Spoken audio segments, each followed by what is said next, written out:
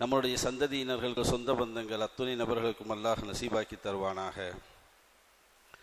ஆமீன் யா ரப்பல் ஆலமீன். கண்ணியத்திற்கும் மிகுந்த மரியாதைக்கும் உரித்தான அல்லாஹுவின் நல்லடியார்களே, அல்லாஹுவினுடைய மகத்தான கருணையால், கிருபையால்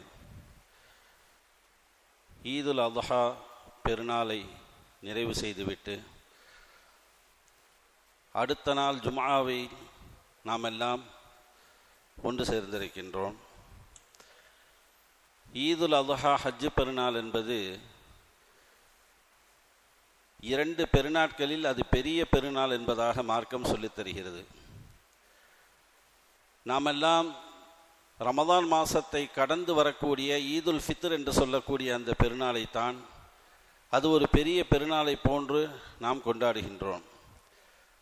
காரணம், அதற்கு பின்னால் இருக்கக்கூடிய நோன்பு, பசித்திருந்தது, விழித்திருந்தது, தாகித்திருந்தது, ஆசை பாசைகள் எல்லாம் ஒதுக்கி தள்ளியது, மேலும் பல வகையான அமல்களை செய்துவிட்டு 1 மாத காலம் கடந்ததற்கு பிறகு வரக்கூடிய அந்த ஈதுல் ஃபித்ரை பெரிய பெருநாளாக நாம் நினைத்து கொண்டாடக்கூடிய தருணத்திலே மார்க்கம் சொல்லும்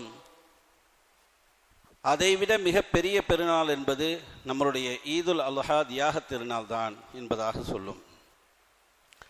அதனால்தான் நம் மார்க்கம் இன்னொரு கூடுதல் தகவலையும் நமக்கு சொல்லும். ஈதுல் அல்ஹாவினுடைய ஹஜ்ஜு பெருநாள் ஒரு நாள் மட்டும் உங்களுக்கு பெருநாள் அல்ல, அதை தொடர்ந்து வரக்கூடிய 3 தினங்களும் உங்களுக்கு பெருநாள். ஏனென்றால் அது ஐயாமு தஷ்ரீக் என்பதாக மார்க்கம் சொல்லும். ஐயாமு தஷ்ரீக்கினுடைய பொருள் என்ன?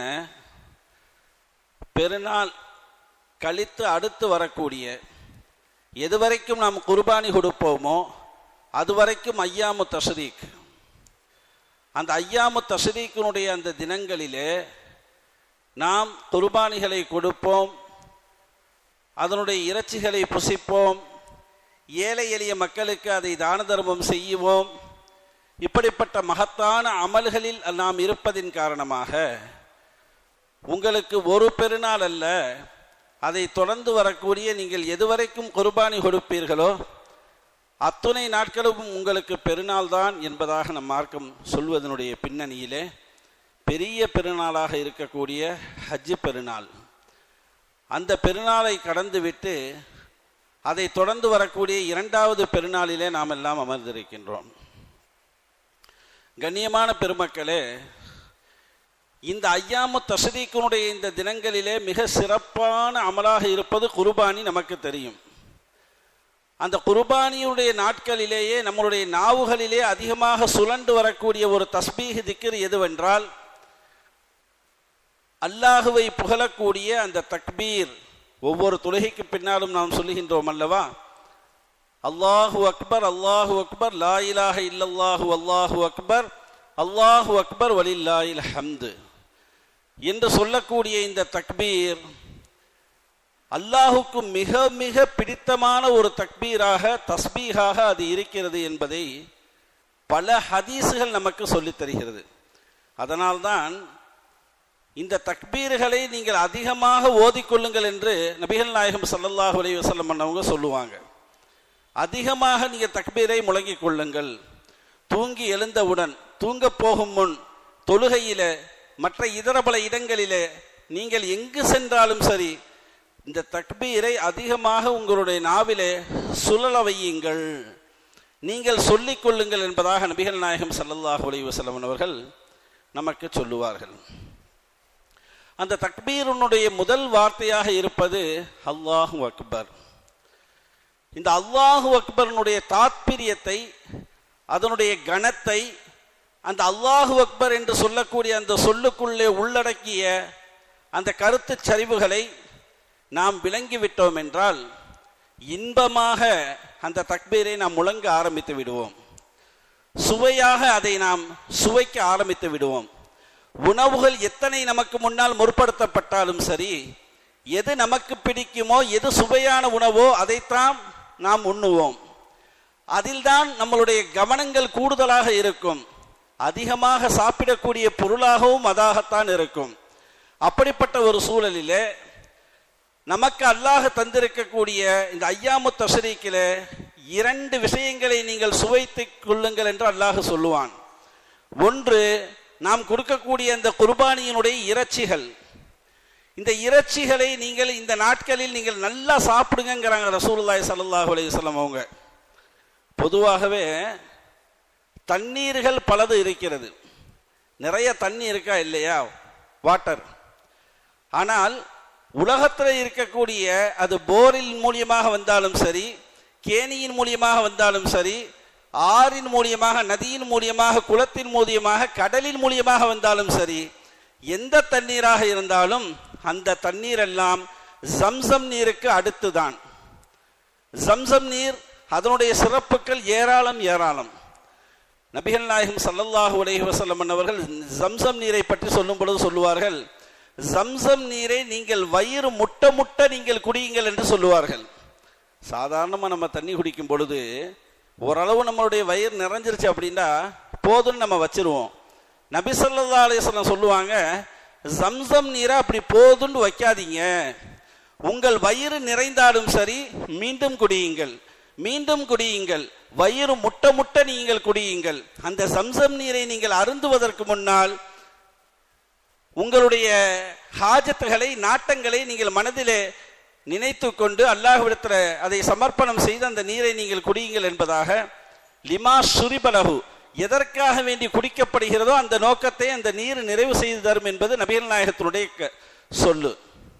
நான் ஏன் இந்த விஷயத்தை நான் சொல்றேன் அப்படின்னா, இறைச்சிகள் பல இறைச்சிகள் உண்டு, தண்ணீர்கள் பல தண்ணீர்கள் இருந்தது மாதிரி கறிகளும் இறைச்சிகளும் பல இறைச்சிகள் உண்டு.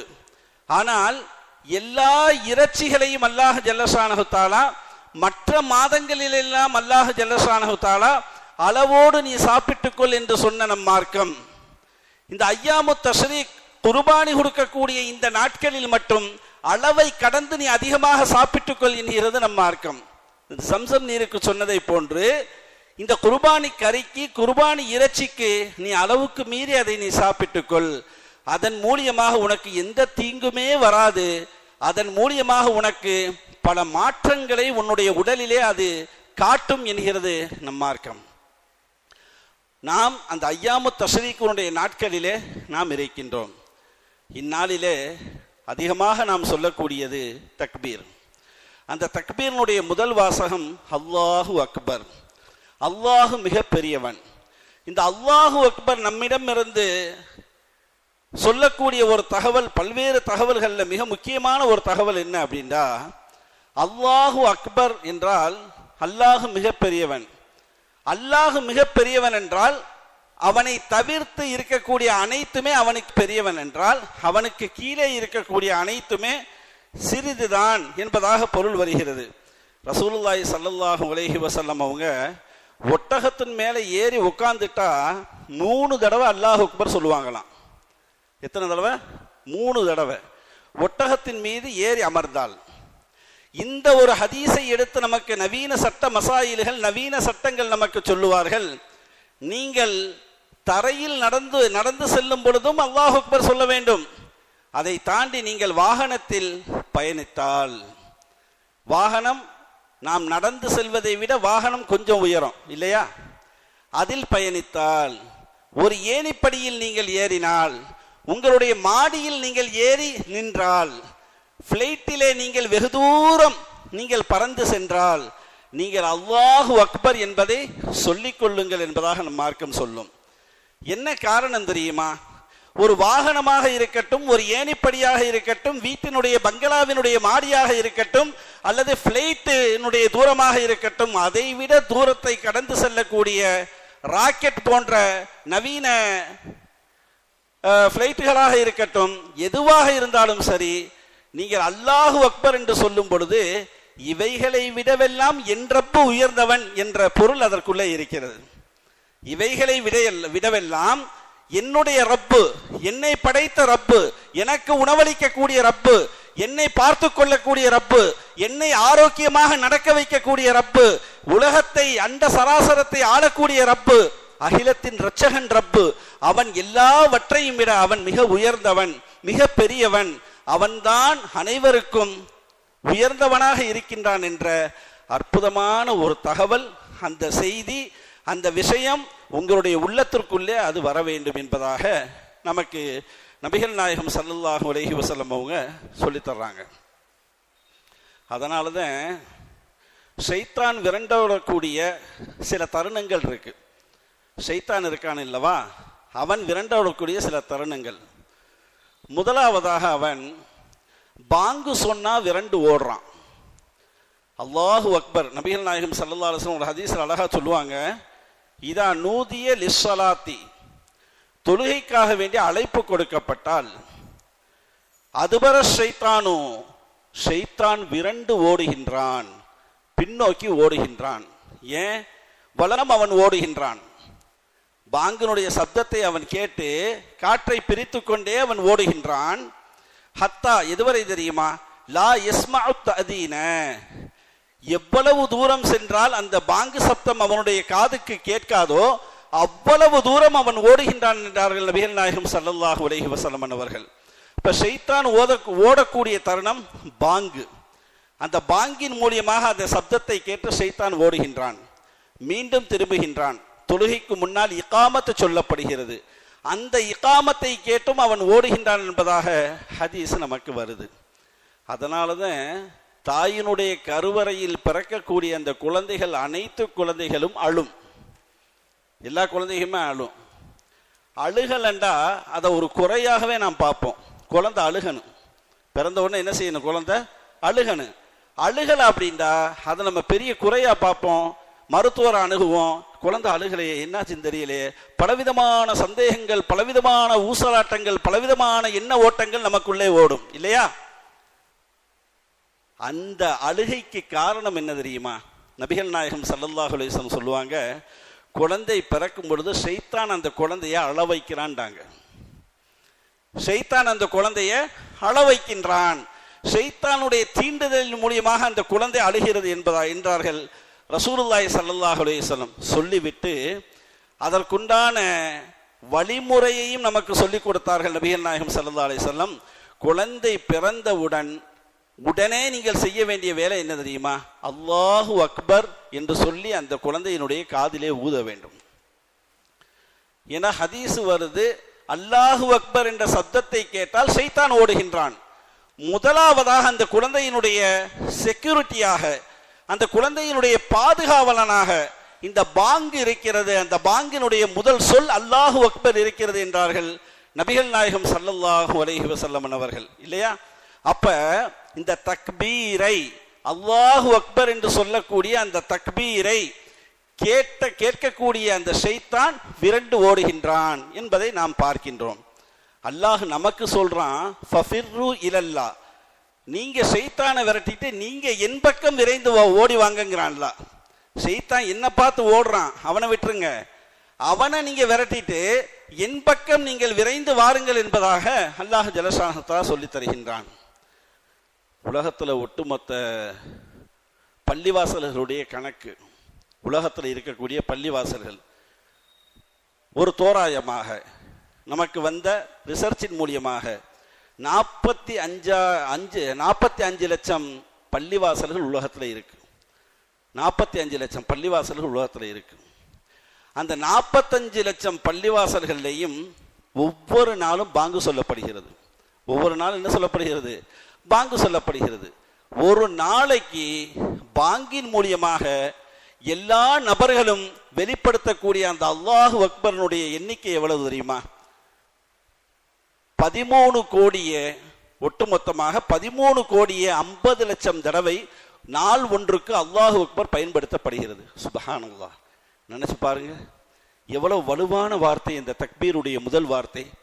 நம்ம ஓதுறோம்ல, அந்த தக்பீருடைய முதல் வார்த்தை எவ்வளவு வலுவான வார்த்தை. நாள் ஒன்றுக்கு 13 கோடியே 50 லட்சம் தடவை வெளிப்படுத்தப்படுகிறது.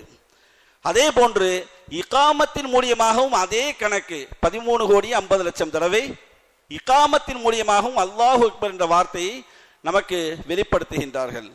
அது மட்டுமல்ல, நாம் தொழக்கூடிய தொழுகைக்குள்ளேயும் அல்லாஹு அக்பர் இருக்கிறது. அல்லாஹு அக்பரை தொட்டுத்தான் நம் தொழுகைக்குள்ளேயே நாம் செல்கின்றோம். தக்பீர் தஹரீமா என்று முதல் தக்பீர் கட்டுறோமா இல்லையா, அல்லாஹு அக்பர். தொழுகைக்குள்ளேயும் அந்த அல்லாஹு அக்பர் என்ற அந்த தக்பீர் இருக்கிறது. சுன்னத்தான, வாஜிபான, நஃபிலான இதர பல அனைத்து தொழுகைகளையும் ஒட்டுமொத்தமாக பாங்கு அல்லாமல் ஒரு நபர் ஒரு நாளைக்கு 340 தடவை அல்லாஹு அக்பர் தன்னுடைய நாவால் வெளிப்படுத்துகின்றார். சரியா ஃபர்லு, சுன்னத்து, வாஜிபு, நஃபில் தொழக்கூடியவராக இருந்தால், இதை சரியா தொழுகிறவராக இருந்தா ஒரு நாளைக்கு அவருடைய நாவிலிருந்து 340 தடவை அல்லாஹு அக்பர் என்ற வார்த்தையை அவர் என்ன செய்கிறாராம், வெளிப்படுத்துகிறார் என்பதை நம்ம பார்க்கிறோம். இதை தாண்டி ஐயாமு தஷ்ரீக் என்று சொல்லக்கூடிய தக்பீருடைய தினங்களில் நாம் முழங்கக்கூடிய அந்த தக்பீர் அல்லாஹு அக்பர், ஹாஜிகள் தவாஃபுக்கு முன்னால் சொல்லக்கூடிய அந்த அல்லாஹு அக்பர், ஷைத்தானுக்கு கல்லறிகின்ற பொழுது சொல்லக்கூடிய அல்லாஹு அக்பர், குர்பானியை அறுக்கின்ற பொழுது சொல்லக்கூடிய அல்லாஹு அக்பர், இப்படி வரிசையாக கணக்கிட்டு நாம் சென்றோம் என்றால் எக்கச்சக்கமான அல்லாஹு அக்பர்கள் அல்லாஹு ஜல்லஷானஹு தஆலாவுடைய மகத்தான கிருபையால் அல்லாஹு வெளிப்படுத்தி காட்டுறான். இதுல இருந்து அல்லாஹ் நம்மள்ட்ட என்னங்க நாடுறான், இத்தனை 1000 கோடி தடவை ஒரு நாளைக்கு அல்லாஹு அக்பரை தான் படைத்த படைப்பாக இருக்கக்கூடிய இந்த மனித படைப்பினுடைய நாவிலிருந்து இத்தனை கோடி அல்லாஹு அக்பரை அவன் வெளிப்படுத்தி காட்டுகின்றான். எதற்காக? அதுதான் இங்க நோக்கம். ஏன் அல்லாஹ் அதை வெளிப்படுத்தி காட்ட வேண்டும்? காரணம் என்ன தெரியுமா? ஒரு கடுகளவு கூட உன் உள்ளத்திலே பெருமை வந்து விடக்கூடாது. பெருமை என்பது என்னுடைய ஆடை என்கின்றான் நம்மை படைத்த ரஹ்மான். என்னுடைய ஆடையை நீ கலட்டி போடாதே என்கின்றார்கள் நபிகள் நாயகம் ஸல்லல்லாஹு அலைஹி வஸல்லம். அல்லாஹ் சொன்ன சொல்லை, என் ஆடையை நீ கலட்டி போடாதே, நான் பெருமைக்கு சொந்தக்காரன். பெருமை என்பது எனக்கு மட்டுமே சொந்தம். அந்த பெருமையை நீ கையாள்வதற்கு உனக்கு எந்த தகுதிகளும் இல்லை, எந்த தராதரமும் இல்லை என்ற ஒரு அழுத்தமான ஒரு செய்தியை அல்லாஹ் ஜல்லஷானஹு தஆலா அல்லாஹு அக்பர் என்ற அந்த சொல்லுக்கு பின்னால் அல்லாஹ் வைத்திருக்கின்றான். பொதுவா நம்ம ஆங்கிலத்துல அல்லது தமிழ்ல பயன்படுத்தக்கூடிய வார்த்தைகள் 2. நீங்களே சோதனை செய்து பாருங்கள். ஒரு நாளைக்கு இந்த 2 வார்த்தையை நம்ம அதிகமா பயன்படுத்துறோம். நான், என்னுடையது. என்னது? நான். இந்த நான்கிற வார்த்தையை நம்ம பயன்படுத்தாம விட்டதே கிடையாது. என்னுடையது என்ற வார்த்தையை நம்ம அதிகமாக பயன்படுத்துவோம். ஐ, மை ஆங்கிலத்தில் சொன்னா, நான் என்னுடையது. இந்த 2 வார்த்தை எனக்கு பிடிக்காதுங்கிறான் அல்லாஹ். இந்த 2 வார்த்தை எனக்கு பிடிக்காது. இந்த 2 வார்த்தையோடு கர்வம் கலந்திருக்க கூடாது. இந்த 2 வார்த்தையோடு தலைக்கணம் கலந்திருக்க கூடாது. இந்த 2 வார்த்தையோடு பெருமை கலந்திருக்க கூடாது.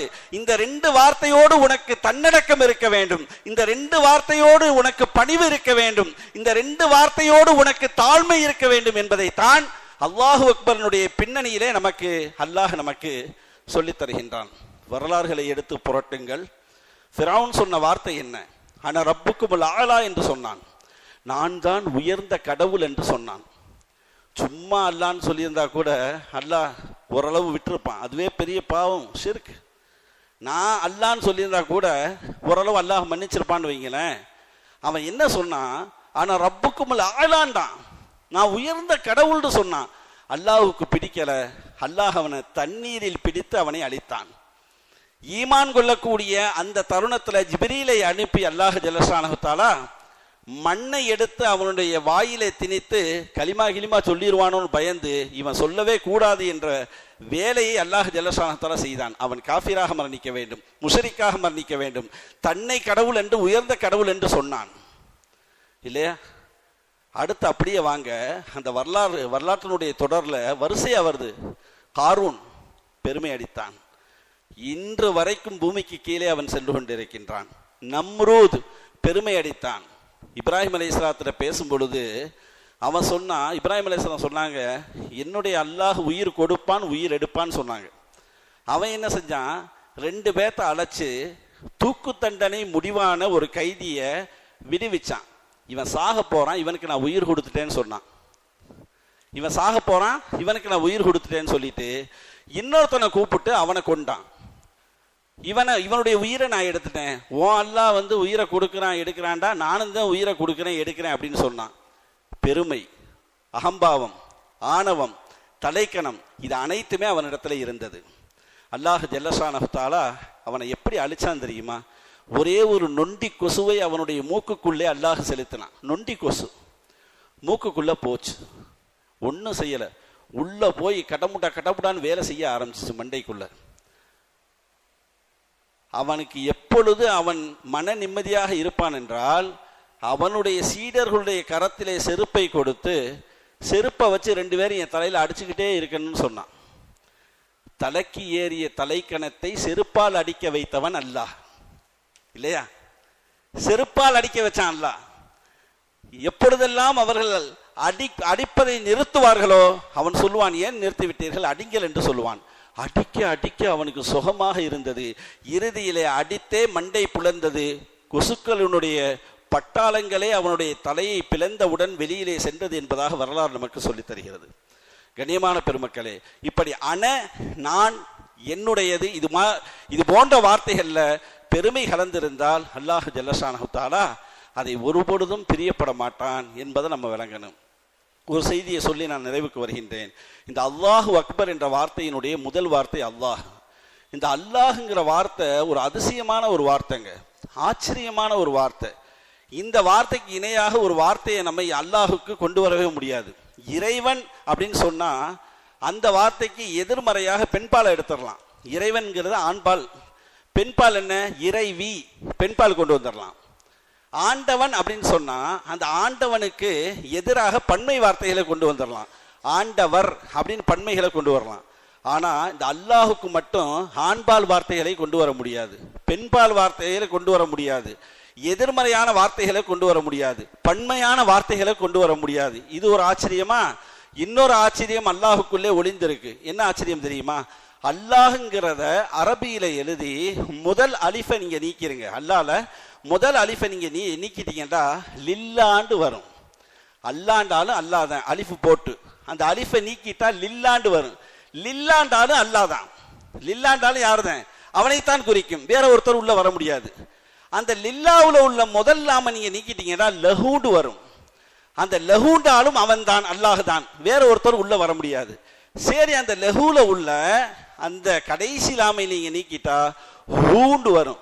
இந்த ஹூண்டாலும் அவன் அனைத்திற்குமே தனித்தனியாக அல்லாஹ் திருமறையில சொல்றான். அல்லாஹுங்கிற வார்த்தைக்கு அல்லாஹு நூறு சமாவாத்தி வல்லர், அல்லாஹு வானம் பூமிகளுடைய நூறாக இருக்கின்றான் வந்துருச்சா? அலிஃப நீக்கிட்டு லில்லாஹி மாஃபிஸ் சமாவாத்தி வல்லர்து, வானம் பூமிகள் அனைத்துமே அல்லாஹுக்கு சொந்தம். அலிஃப நீக்கிட்டு முதல் லாம நீக்கிட்டு அல்லாஹு சொல்றான் லஹு மன்ஃபிஸ் சமாவாத்தி வல்லர்து, வானம் பூமியில் உள்ள அனைத்துமே அவனுக்கு சொந்தம் என்பதாக அல்லாஹ் திருமறையில சொல்றான். அடுத்ததாக லாம நீக்கிட்டு ஹூ குல் ஹூ அல்லாஹு அஹத், ஹூ குல் ஹூ வருதா? அந்த ஹூக்கும் அவன் தான் சொந்தம். குல் ஹுவல் காதிரு அப்படிங்கிற ஒரு வார்த்தை குர்ஆன்ல வருது. அவன்தான் அனைத்திற்கும் சக்தி பெற்றவன் என்பதாக இவ்வளவு ரகசியங்களை உள்ளடக்கிய ஒரு அற்புதமான ஒரு வார்த்தை தான் அந்த அல்லாஹ்.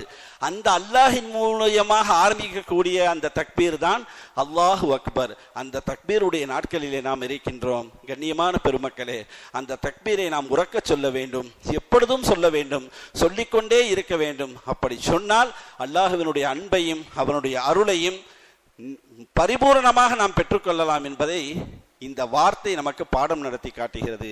எல்லாம் வல்ல ரப்புல் ஆலமீன் எந்தெந்த காரியங்களை எல்லாம் விஷயங்களை எல்லாம் செய்யும்படி நமக்கு அல்லாஹும் ரசூலும் உத்தரவு பிறப்பித்தார்களோ அதையெல்லாம் முழுமையாக பேணி நடக்கக்கூடிய நல்ல முஃமினீன்களாக அல்லாஹ் நம் எல்லோரையும் ஆக்கி அருள் புரிவானாக. வாஹிர் தஅவா அனில் ஹம்துலில்லாஹி ரப்பில் ஆலமீன்.